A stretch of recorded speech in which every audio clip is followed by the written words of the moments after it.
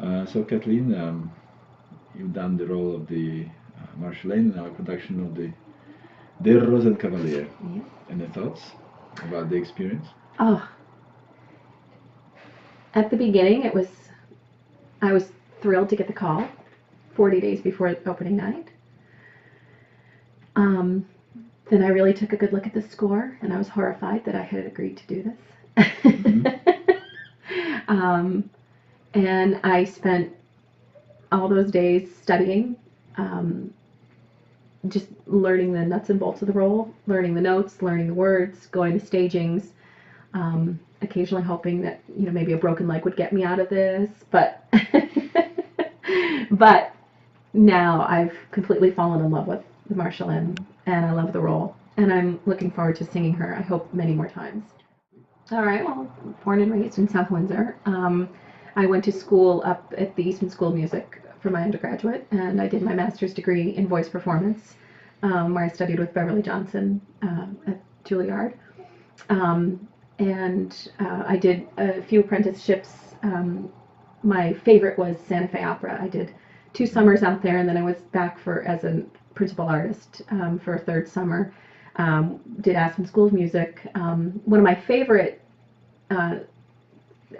apprenticeships was at the Marlborough Music Festival up in Vermont, and I got to work with the tenor Ernst Tafliger, and we did German Lieder, which was just a wonderful experience up there. I've done a ton of song recital, a lot of song work. We have pretty brilliant cast in that opera. Who out of that group is your, I don't want to say favorite, but maybe gave you the most pleasure in working with? Well, Carrie and Katrina both. And Carrie being the Carrie Octavian. Gottschall, the Octavian, who just came with such incredible enthusiasm. She's a wonderful artist, fantastic voice. It's an unbelievably difficult role that she just sort of took so easily, and it was so easy for her. She just and she also, there were those dark days where I was like, I'm never going to learn this. I don't know how I'm ever going to learn this. And she was like, that's fine, it's great, you're doing great. So her enthusiasm was huge for me.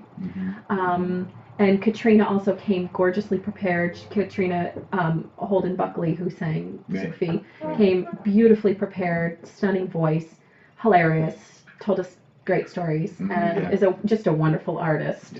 I loved working with Chris Grundy. I think he's incredibly talented. It's a gorgeous voice.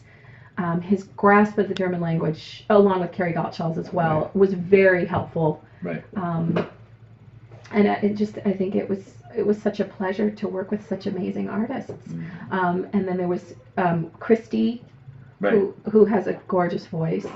And we had deluxe, and we just had deluxe casting Daniel Juarez, who's phenomenal always. The Italian tenor in this is like somebody must have placed a special order. I want to sing this opera, so here's the aria, I'm out of here. Exactly. It's the most phenomenally simple thing that you can do. So role of Marjolaine is a very interesting role, because the opera itself is it's built as a comedy, but it's not quite a comedy as much as maybe a dramatic experience on the whole. So and the role in Marjolaine, in my opinion, is the most changing in the opera, because everybody else kind of stays within their character, whereas Marjolaine develops and matures or progresses in her emotion and her understanding of her reality. What's your reflection on that? What's your sort of thought on that process? Well, he wrote for her beautifully. He wrote for her absolutely wonderfully. He always gave her grace and dignity. And I really appreciate the fact that he never, I think I had used this phrase before, never let her show her underbelly. Never. He kept constant was that she is very royal, very regal, very dignified, and going through something that is part of the human experience for women. We all go through these different things. I'm beginning that process not to a great degree, but I'm not young like I was, and you definitely experience certain changes in your own life that you relate to.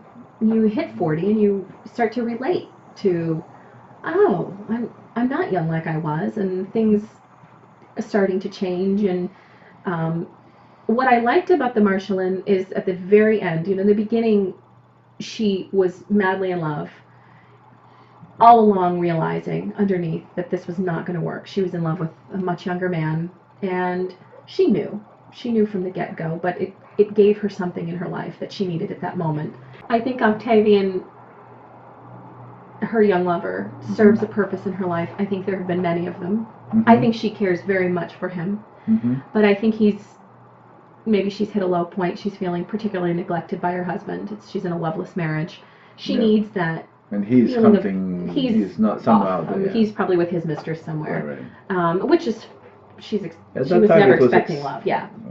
In that level, that's a social level that's accepted. But I think accepted. It happened often. It was how it was, and I think there's turmoil, especially in the first act, where, as probably has happened many times before, the disappointment of the realization that, I'm not gonna feel young. This is actually making me feel older. This is making me feel worse in a way.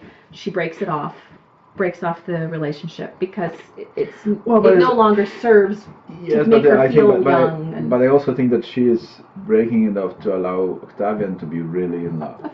Because I mean, Octavian was fascinated by the female figure, but it's a little bit. I mean, it is a direct link to Marriage of Figaro. Yeah, absolutely. It's the same. A direct nod. Right. But I think in the end, I love that Strauss and Hofmannsthal gave her back her dignity. She centered herself again, regained her dignity, did the right thing, and she's accepted. She accepts who she is. I am not sure if the right thing is the right thing for the opera here, because I do not think that World of Opera lives by quote unquote the right thing scenario.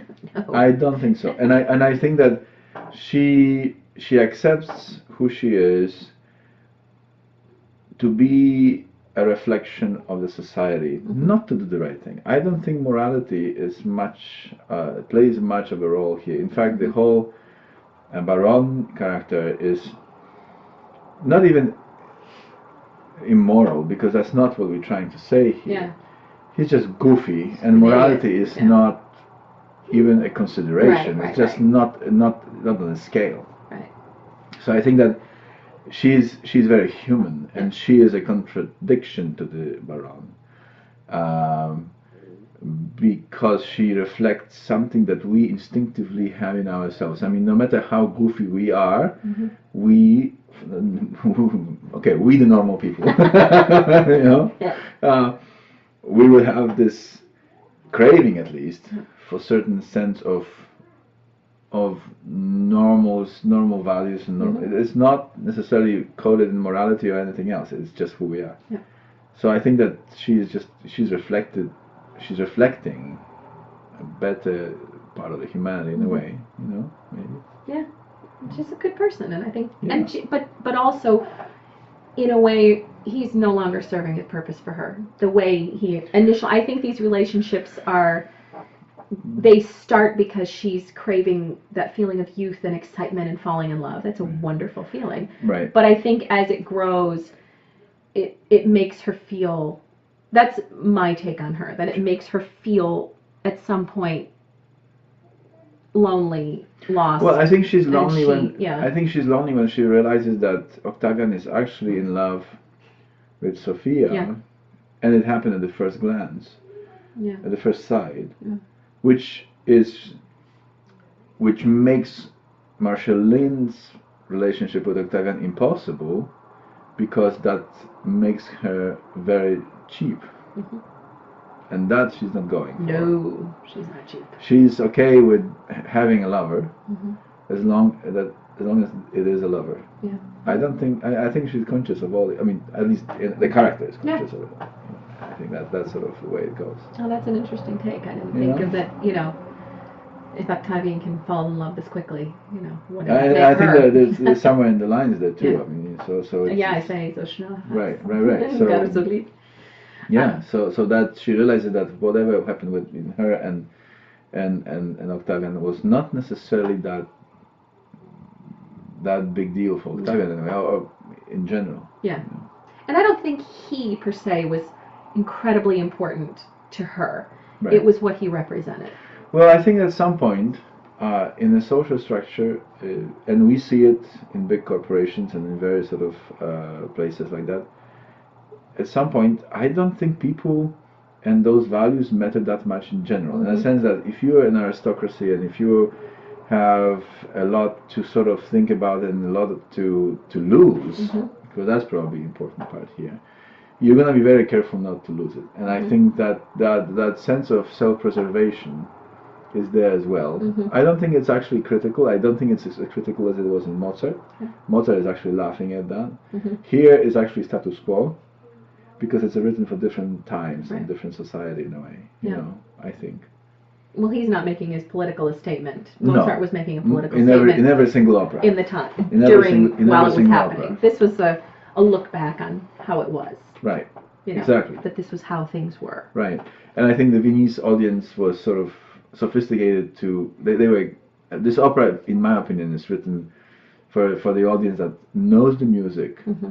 but is not going to theater to make any statement. No. Whereas in Mozart's case, you like it or not, and I don't know about his audiences, that is hard to tell, but I think Mozart makes always a statement. Always, absolutely. Like every single one. Mm-hmm.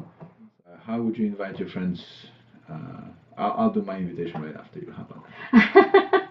Well, I want my friends to come and see this incredibly beautiful opera. It's not as well known as a La Bohème that we're doing in the spring, or, you know, a Traviata, something very common. But I think in Europe it's probably very common. But it's an absolutely beautiful opera. The music, Strauss is really something to savor. It's a fine wine. Mm-hmm. You might have to. I find I have to work a little harder when I'm listening to Strauss. It's this gorgeous chaos that just develops into some heartbreakingly beautiful melody. But it's a wonderful opera. And we have subtitles, and beautiful costumes, and great actors, and great singers, and a gorgeous orchestra. Well, my invitation will be that it's probably the most interesting score that you can hear from the operatic world. It's chaotic, but only on its surface, mm-hmm. and it's incredibly well written. Within that controlled chaos, the music that happens there is breathtaking. Stunning. Stunning. And I think that the world needs to hear it. Mm-hmm. And I think that the society owes it to itself to see it and hear it. And I'm very thrilled that I believe this is our premiere of Richard Strauss, obviously, but I think it's Rosen Cavalier's first performance in Connecticut. That's first amazing. Run. So I think that this is it's a great opportunity for everybody. So that's my invitation to everybody. Yeah. And the orchestra is incredible, and Adrian's, of course, amazing. Thank you.